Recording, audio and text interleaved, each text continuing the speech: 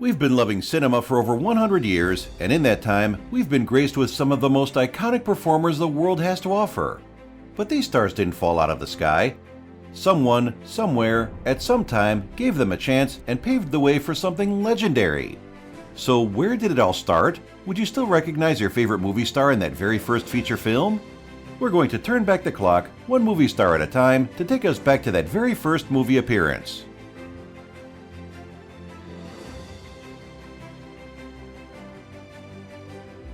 We'll start off with Morgan Freeman, the man who's easily considered to be one of our finest living actors. And that's evident in the multiple accolades he's picked up over his career, with these including both an Academy Award and a Golden Globe. But let's turn back the clock to see Morgan Freeman's very first movie appearance. The year is 1964. He first appeared as Man on the Street in The Pawnbroker. Did you see him? Let's show that again. Of course, given his low status in Hollywood at the time, Freeman was relegated to going uncredited here as a blink and you'll miss it cameo. That said, it was enough to get him a foot in the door. Let's move on to our next celebrity, Leonardo DiCaprio. He's been one of the top stars in Hollywood for quite some time now, and that makes him someone who can truly say he's proven his staying power as a movie star enough to where he's still going strong today. But let's rewind the clock to see DiCaprio's very first movie appearance. The year is 1991. First appearing as Josh in Critters 3, this certainly isn't Leo's best work. For most of the time, he's basically just fighting cheap-looking monsters. But even if it is a relatively humble beginning, it allowed early 90s audiences a glimpse into what the future would hold. He almost went over the edge. There could be badgers or something down there. And when it comes to our next celebrity, he's also been a star for decades now. Someone who's just as capable on the small screen as he is on the big screen. But given the sheer level of charm and comedic timing Michael J. Fox has, perhaps this shouldn't come as a surprise. Now, let's turn back the clock to see Michael J. Fox's very first movie appearance. The year is 1980.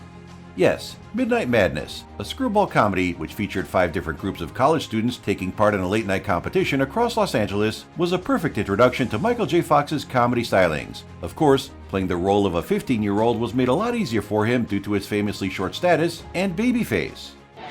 What do I look like, a nerd or something? I get some pride, you know. Our next big star is so popular, he doesn't even need an introduction. With his natural charisma and astonishing good looks, Johnny Depp was already proving on day one that he was deserving of the biggest and best projects in Hollywood. So let's turn back the clock to see that very first movie appearance. The year is 1984. Honestly, Johnny couldn't have asked for a better debut role than Glenn Lance in A Nightmare on Elm Street, as this quickly turned him into a heartthrob for decades worth of teenage girls.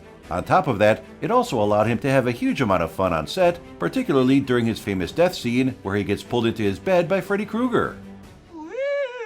Okay. Of course, shifting over to our next celebrity now, Angelina Jolie isn't just someone who's skilled in front of the camera. No, while she had won multiple awards for her acting, she's also done the same for her directing too. So let's turn back the clock to see her very first movie appearance. The year is 1982. She didn't have to do much acting in this one, as she portrayed Tosh, the daughter of lead characters Alex Kovac and Patty Warner. So why is that notable? Well, Kovac was played by none other than Jolie's real-life father, Jon Voight, also the co-writer of the film. Where are you from, honey? Las Vegas, Nevada. Las Vegas, Nevada? Our next celebrity didn't have the luxury of his father being in the industry, though. And that's what makes it all the more impressive that George Clooney was able to become an actor, director, and producer on numerous hit films. But let's rewind the clock to see Clooney's very first movie appearance. The year is 1983. Of course, despite being a cheesy horror movie, Grizzly 2 Revenge had an impressive cast, with its ranks including John Rhys Davis and Louise Fletcher. For as great as they are though, none of them would ever have the career Clooney has had since, which is why after years of never seeing a proper release, Grizzly 2 was finally put out to the world in 2020. Lance, not funny. Moving on to our next celebrity though, he's also someone who's had an equally successful career both in front of the camera and behind it. In fact, this has led to Mel Gibson winning multiple awards for each. Turning back our clock to see Gibson's very first movie appearance brings us to the year 1977. And no, it's not Mad Max. Summer City was a far less violent affair as it centered around Gibson's character trying to show his friend one more weekend of freedom before his marriage. But that doesn't mean he was any less great. No, so engaging did he make this one, it led to a sequel being released over a decade later. There's the place to go. Or just take them all out there and thrash it out on the waves. Our next celebrity has never worked directly as a director, however, but that doesn't mean he isn't usually the driving force behind any project he's in. Yes, when you watch a Tom Cruise movie, you can be assured it'll be great because he'll be involved at every turn. Rewinding the clock to see his very first movie appearance brings us all back to the year 1981. Tom may not have had a major role in Endless Love, where he played a young man in short shorts called Billy, but it was critical to the plot of the movie, a plot which ultimately ends in tragedy. Long story short, both critics and audiences hated the film. We all know the expression, you gotta start somewhere. I lit a whole pile of newspapers. You ever try to light a whole pile of wet newspapers? Jeez, it smokes like crazy. Moving on to our next celebrity now, we find someone who's great at playing all sides of the emotional spectrum. In fact, this very skill has seen Halle Berry win both Academy Awards and Golden Globes. So let's turn back the clock to see Halle Berry's very first movie appearance. The year is 1991. Berry first amazed audiences in Jungle Fever, where she played a crack cocaine addict struggling to get by in life. And so deep does she go into the character, she actually refused to bathe for 2 weeks prior to filming, a level of dedication which impressed both the director and her co-star Samuel L. Jackson. I like her. I was most fortunate to make her acquaintance most recently.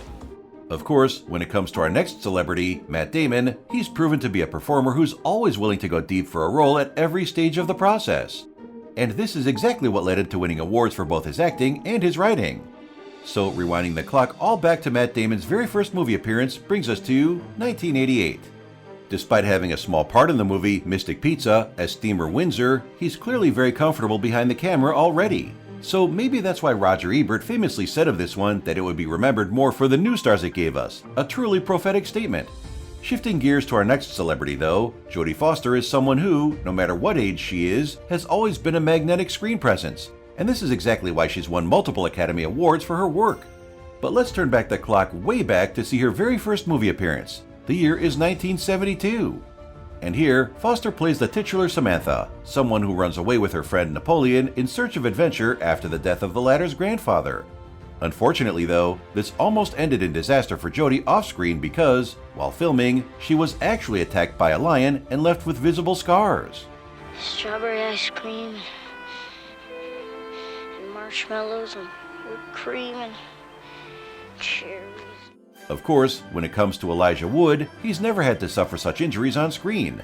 No, thankfully, all he's had to do is give great performances each time he shows up on set, something which comes easily for the Iowan.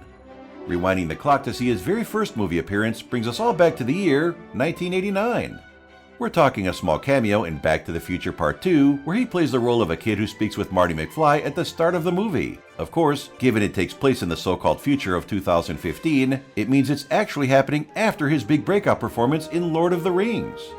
So let's move on to our next celebrity now, someone whose career has seen him go in many different directions. And Nicolas Cage's ability to knock it out of the park each time he tries something new is just a testament to his brilliance. Turning back the clock to Cage's very first movie appearance brings us all back to 1982. And here we are with Fast Times at Ridgemont High. Cage played a relatively small role in this one, credited as Brad's bud, with Brad being Judge Reinhold's character, Brad Hamilton. As it happened though, this was initially supposed to be a bigger part until the filmmakers found out that Cage had lied about his age and was in fact only 17. Shifting over to our next celebrity, Kurt Russell has been one of Hollywood's top stars for decades, and it's this very longevity on screen since which has seen him reach a point where he's able to do it all. We really have to rewind the clock back a lot to see his very first movie appearance, as it brings us back to 1963. You might not have seen It Happened at the World's Fair, but any true Elvis Presley fan probably has. Presley plays the role of a crop duster pilot looking to earn some money and win over the girl. And that's exactly why, in one scene, he pays a young Kurt Russell to kick him in the shins so he can get treated by a pretty young nurse. Adults, they're all nuts. Of course, our next celebrity didn't come from such already famous Hollywood stock. Not that this hurt him though, because Christian Bale has had such a decorated career anyway, his list of awards are simply too numerous to count. Rewinding the clock to see his very first movie appearance brings us back to the year 1987. It was in Empire of the Sun that he played the lead character, Jamie Graham, a British schoolboy who gets caught up in the aftermath of Japan's invasion of China during World War II. Of course, Bale had to fight to get cast in this role because Steven Spielberg actually auditioned over 4,000 kids before settling on him. My parents are members of the country club! Straight on that way! Straight on! Straight! But let's change gears again because our next celebrity has had such a successful run in Hollywood over the past few decades, it's led him to become one of the most bankable stars in the industry.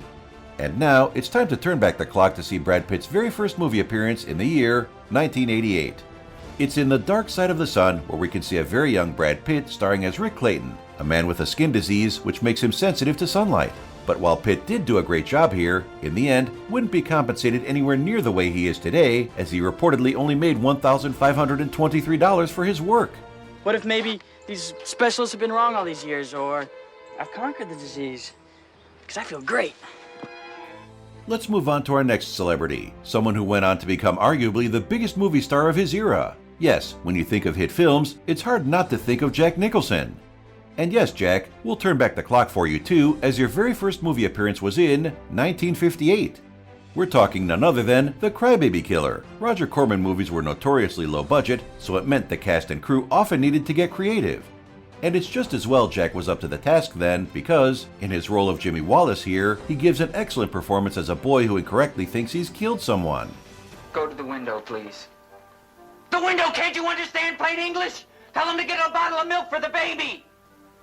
Some celebrities have a much tougher time being taken seriously as actors, as was the case with Will Smith. That said, once he finally proved he could hang with the best of them, the accolades started flowing.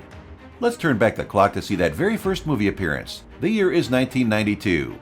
Though his role was small in Where the Day Takes You, Smith makes his portrayal of a double amputee named Manny so impressive that it allows him to show he can be far more than the comedy figure. On top of that, it proves he can be just as large of a presence on the big screen as he was on the small screen. Excuse me, miss, you spent some change. All I want is a little something to eat. Skank!